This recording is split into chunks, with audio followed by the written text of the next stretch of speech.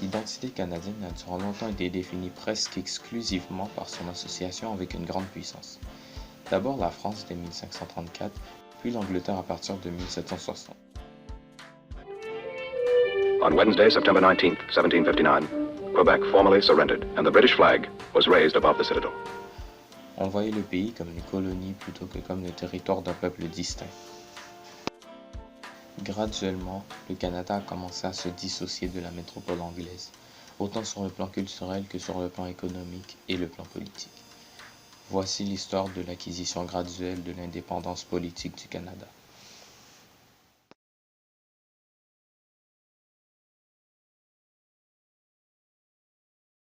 Tout commence en 1791. Depuis 1763, l'Angleterre gouverne directement le Canada par l'intermédiaire du gouverneur général et de ses conseillers, tous nommés par le souverain britannique. Tout change avec le vote de l'acte constitutionnel par le Parlement anglais. Pour la première fois, le Haut-Canada et Bas-Canada acquièrent leur propre assemblée législative élue. C'est un premier pas, le premier pas vers l'indépendance vis-à-vis le Royaume-Uni. Mais il ne faut pas s'y méprendre.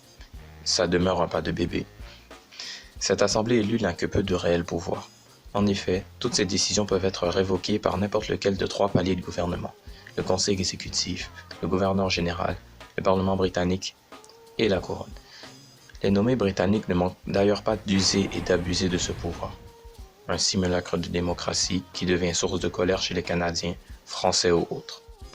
Ce qui devait arriver arriva. Les radicaux canadiens français, dirigés par Louis-Joseph Papineau, le chef du Parti patriote, en viennent à revendiquer la responsabilité ministérielle par les armes en 1837, mais sont vite battus par l'armée britannique. L'année suivante, les rebelles, dirigés par William Lyon Mackenzie, s'en inspirent et font de même au Canada, mais tristement connaissent le même sort.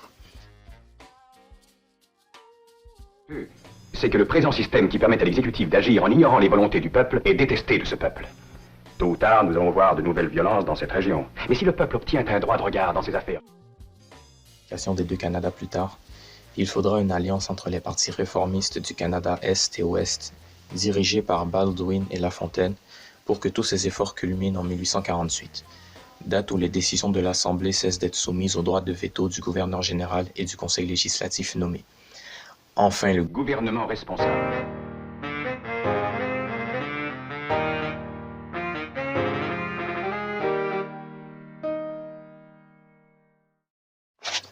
Un autre gain en matière d'autonomie politique, l'acte de l'Amérique du Nord britannique de 1867.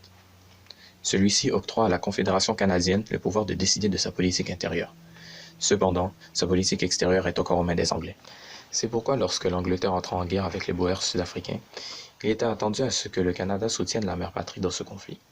Cependant, le gouvernement Laurier, au pouvoir à l'époque, ne consentit qu'à contribuer financièrement à l'effort de guerre anglais et à envoyer des volontaires, toutefois vêtus d'uniformes canadiens et non britanniques. Cet événement, la Seconde Guerre des Boers, est le véritable élément déclencheur de la dissociation politique du Canada avec l'Angleterre, poursuivie avec la Première Guerre mondiale.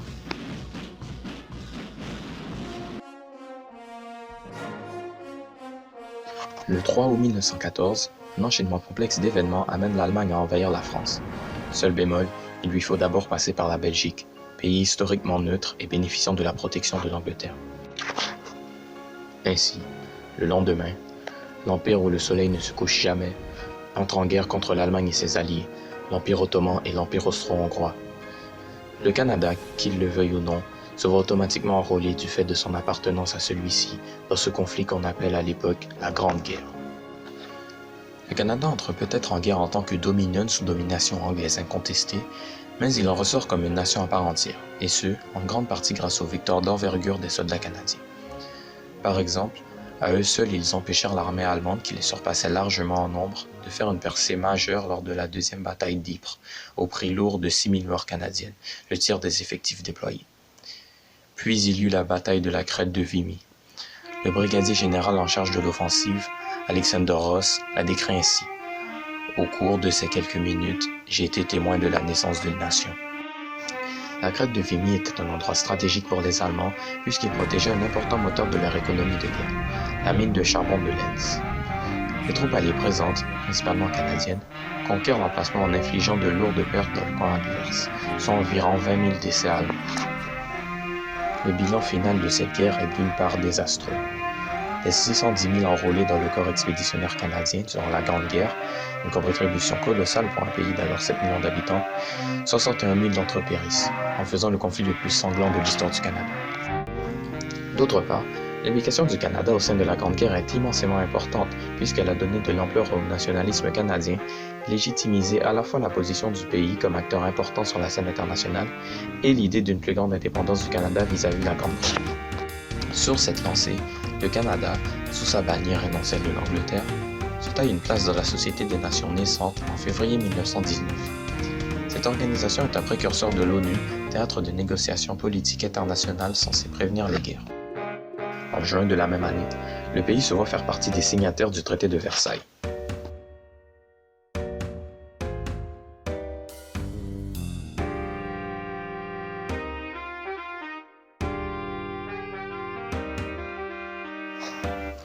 Plus tard, en 1926, prit place une autre succession d'événements achevant la dissociation politique du Canada et du Royaume-Uni. Au terme d'élections fédérales serrées entre libéraux et conservateurs, William Lyon Mackenzie King, premier ministre sortant et petit-fils du leader rebelle de 1837-38, William Lyon Mackenzie, réclame l'enclenchement de nouvelles élections générales au gouverneur Giuliani. Celui-ci refuse et demande aux conservateurs dirigés par Arthur Meighen de remplacer le gouvernement King. Ce nouveau gouvernement conservateur ne dure qu'un mois avant d'être battu. La constitutionnalité du refus du gouverneur d'obtempérer à la requête de King et la pertinence de l'ingérence de Londres dans la vie politique au Canada sont au centre de l'élection qui s'ensuit. Issu de l'élection, un gouvernement King libéral majoritaire. Peu après la réélection de King, organisé la conférence impériale de 1926 à Londres, c'est-à-dire une rencontre entre les dirigeants provenant de tout l'Empire britannique. Là-bas, inspiré par l'affaire King-Byng, King propose au premier ministre britannique, Stanley Baldwin, de redéfinir l'autonomie politique des Dominions à l'égard du Royaume-Uni. Arthur Balfour, ancien premier ministre anglais, est chargé de déposer des recommandations sur le dossier, et le rapport Balfour paraît en novembre. Les Dominions sont des communautés autonomes parmi l'Empire britannique, égales en statut et en aucun cas subordonnées les unes les autres dans aucun aspect de leurs affaires domestiques ou extérieures. Cependant, elles sont unies par une allégeance commune à la couronne et librement associées en tant que membres du Commonwealth des Nations britanniques. Ce deuxième événement marquant pave le chemin pour le moment définitif de l'indépendance canadienne, le statut de Westminster de 1931.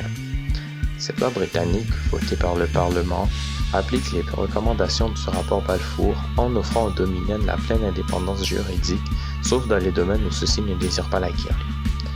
Pour le Canada, ce domaine sera tout ce qui a trait aux modifications de la Constitution qui nécessitent toujours l'approbation du Parlement britannique.